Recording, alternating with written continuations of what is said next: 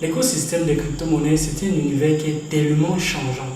Il y a tellement de choses et d'innovations qui arrivent dans cet écosystème qui font en sorte que la concurrence est rude dans l'écosystème crypto-monnaie, bien évidemment. Quand on est dans un écosystème qui est tout début, qui est au tout début, il faut être assez innovant pour pouvoir rester encore dans le marché. L'histoire de Volt Finance doit nous apprendre beaucoup sur comment est-ce qu'un projet peut autant perdurer dans l'écosystème et comment est-ce qu'un projet peut totalement disparaître comme ça du jour au lendemain. C'est un projet dont j'ai parlé sur la chaîne il y a quelques temps, bien évidemment, mais aujourd'hui qui est en train de plier bagage, qui est en train de fermer les portes. Quelles sont les raisons derrière cette fermeture? Pourquoi est-ce que Volt Finance n'a pas pu maintenir les promesses qu'ils ont fait à la communauté? Donc reste jusqu'à la fin de la vidéo et tu vas apprendre de cette plateforme et cette histoire va te permettre de comprendre que tu dois réévaluer la plateforme sur laquelle tu es parce que ça peut aussi arriver avec d'autres plateformes si on ne fait pas les choses correctement et proprement. Donc reste jusqu'à la fin de cette vidéo.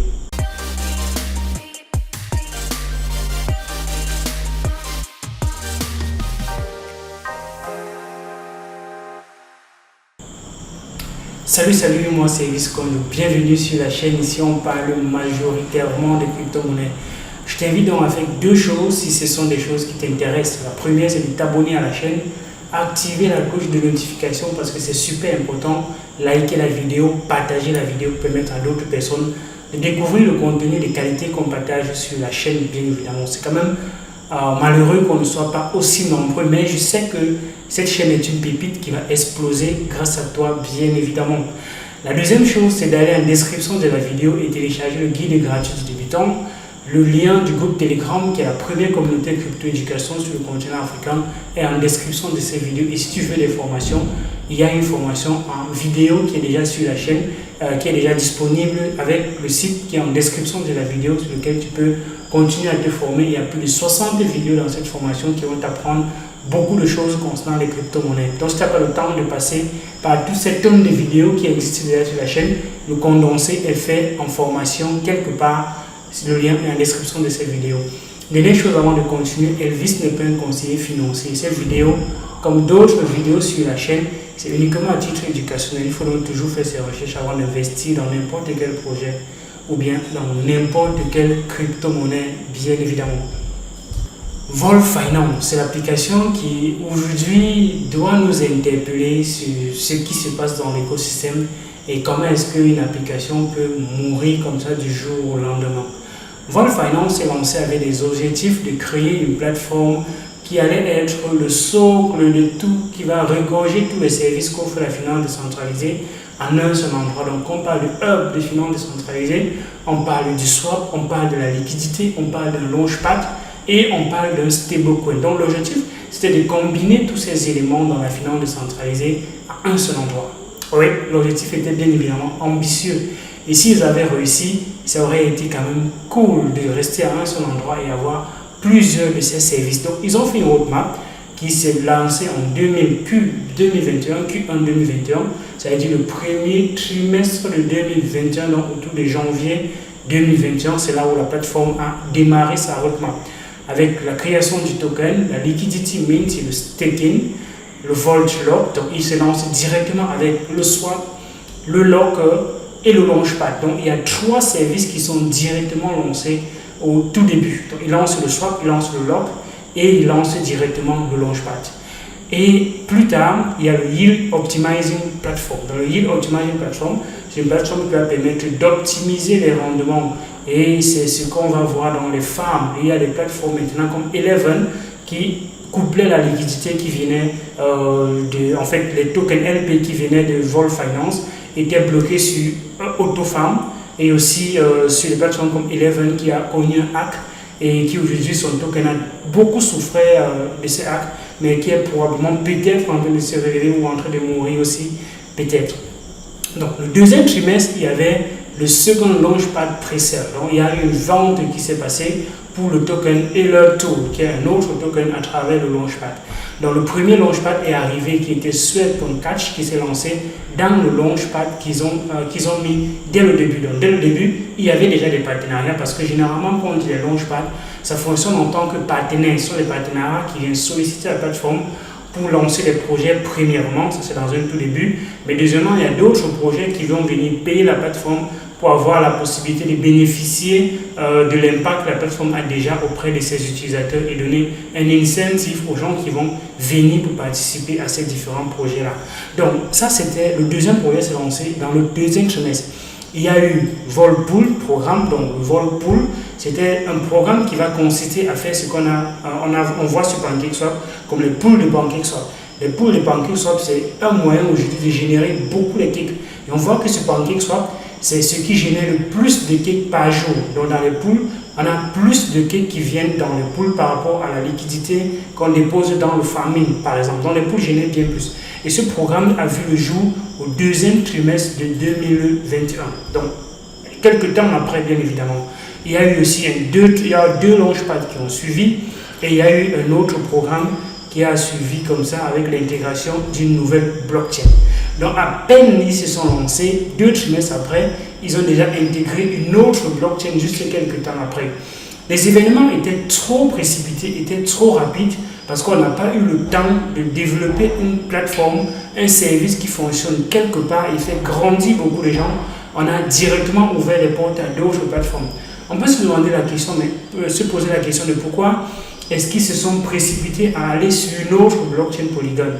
Et quand on est sur une autre blockchain Polygon, ça veut dire qu'on donne la possibilité à un utilisateur de gagner la liquidité à la fois sur la Binance Smart Chain et s'il a de la liquidité sur une autre blockchain, de gagner aussi sur l'autre blockchain. Ça va permettre aux deux écosystèmes de générer encore plus de retours de tokens qui sont servis pour payer les frais des gens qui viennent fournir de la liquidité, qui viennent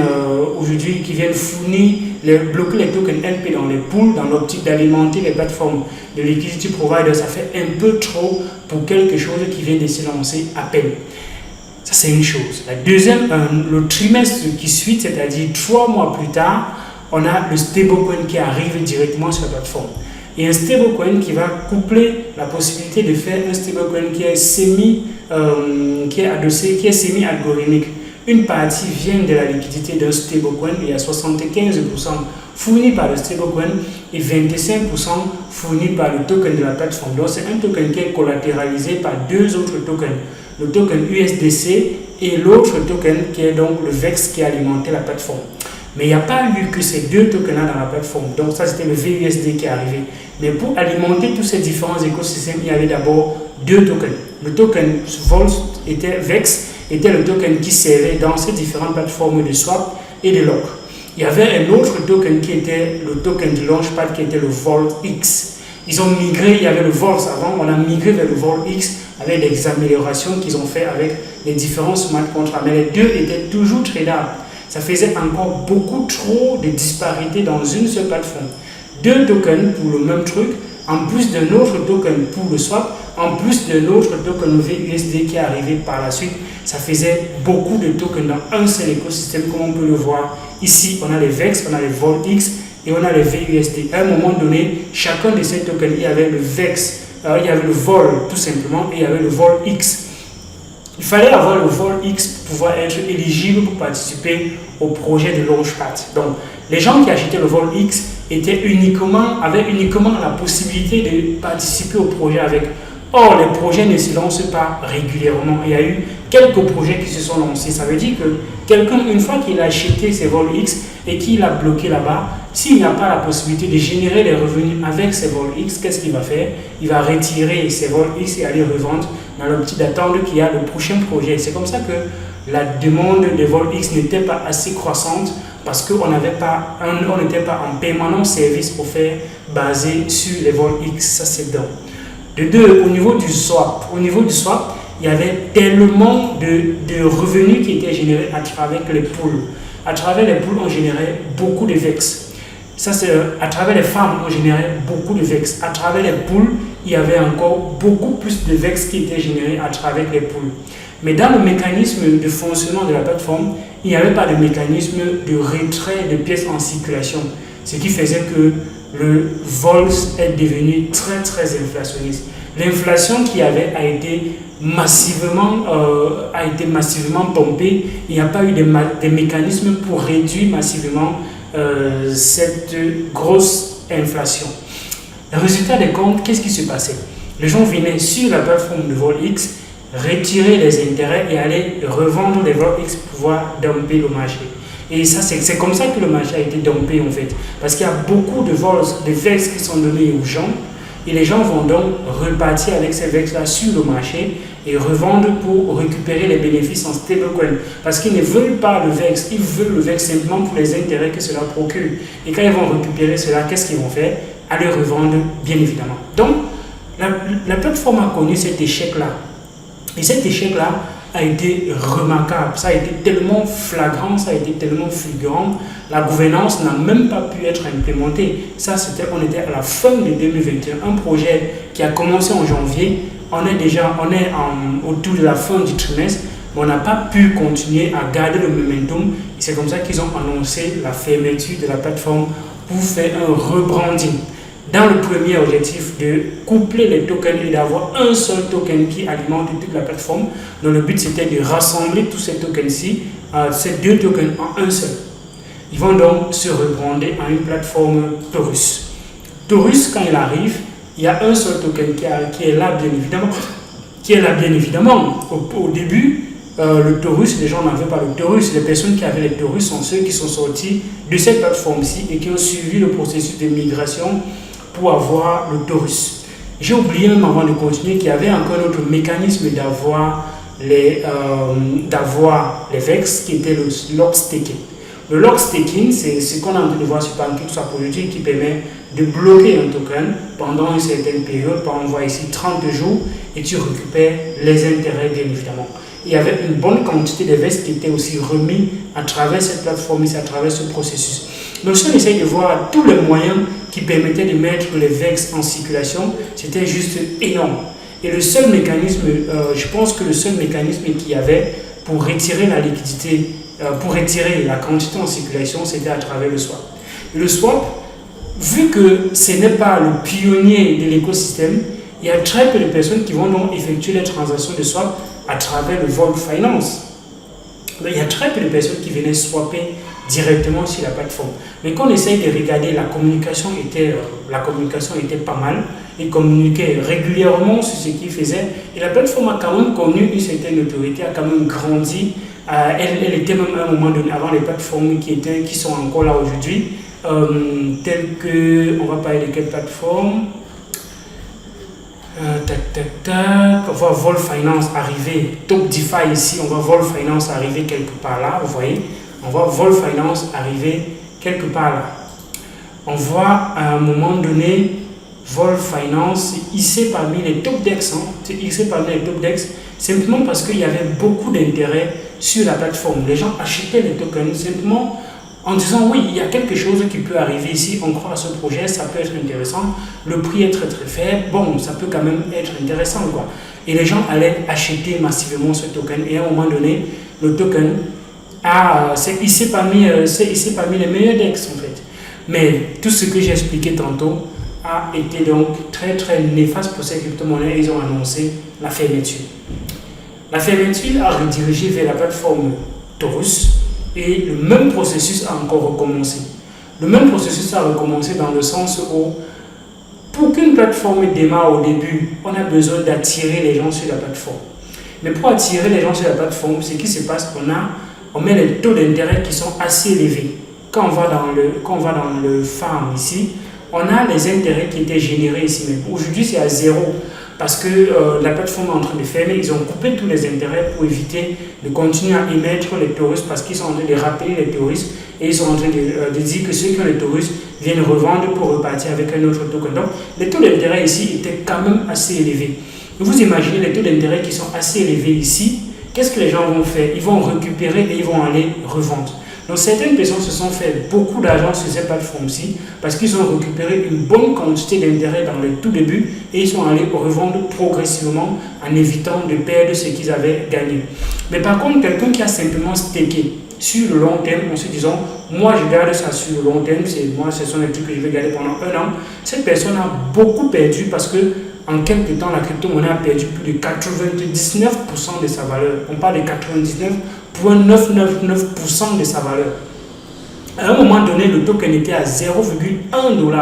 Ça, c'est quand ils ont annoncé la période de bounty. Les bounty, ce sont des programmes qui vont permettre, les bug bounty, qui vont permettre aux gens de déceler les failles dans les smart contracts, les bugs dans les smart contracts. Et ces personnes-là vont être récompensées. Ils ont annoncé un programme aussi d'incentive pour permettre aux gens de développer les applications se basant sur leur plateforme. Mais ça, c'est là où le token a explosé et est arrivé à 0,1 $. Mais depuis cet instant, ça a été divisé par presque 1000.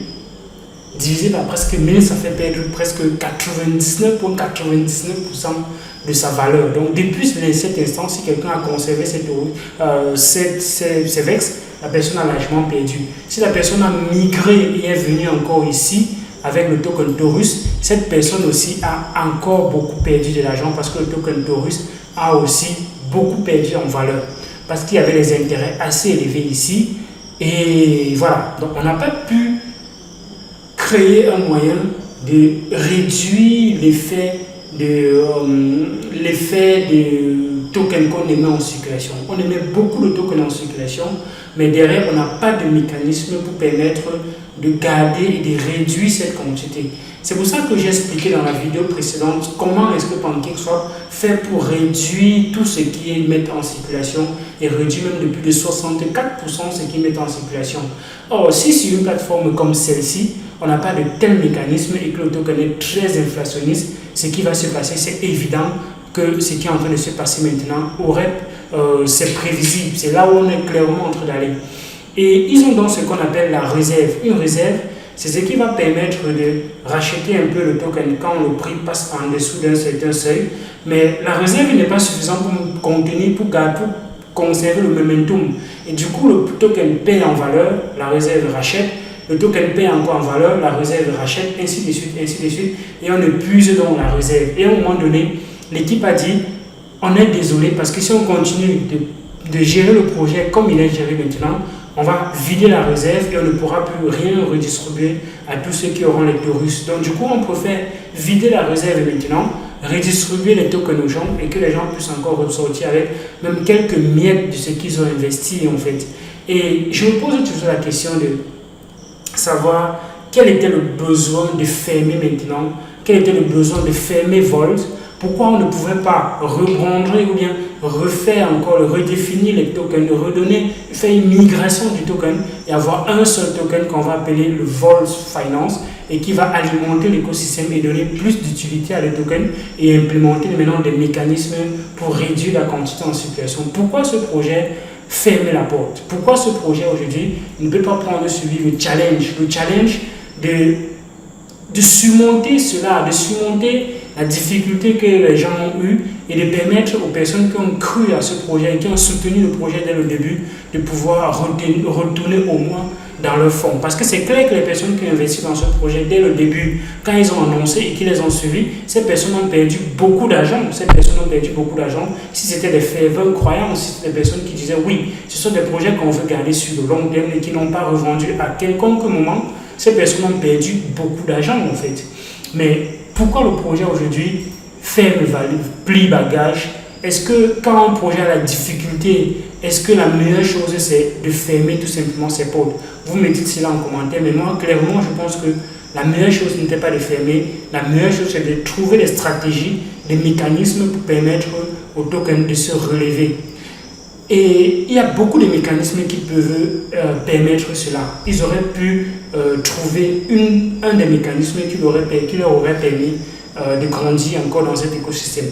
Mais maintenant, c'est un drapeau rouge qui est en train de se balader sur les têtes. Parce que quel que soit le projet qu'ils vont ouvrir, qu'ils vont lancer, on va se dire, mais ils ont déjà échoué 2 fois. Ils ont échoué avec Volus, ils ont échoué avec Taurus. Mais qu'est-ce qui va nous garantir que derrière, si le prochain projet qu'ils mettent connaissent un peu de difficultés, ils ne vont pas encore fermer bagage?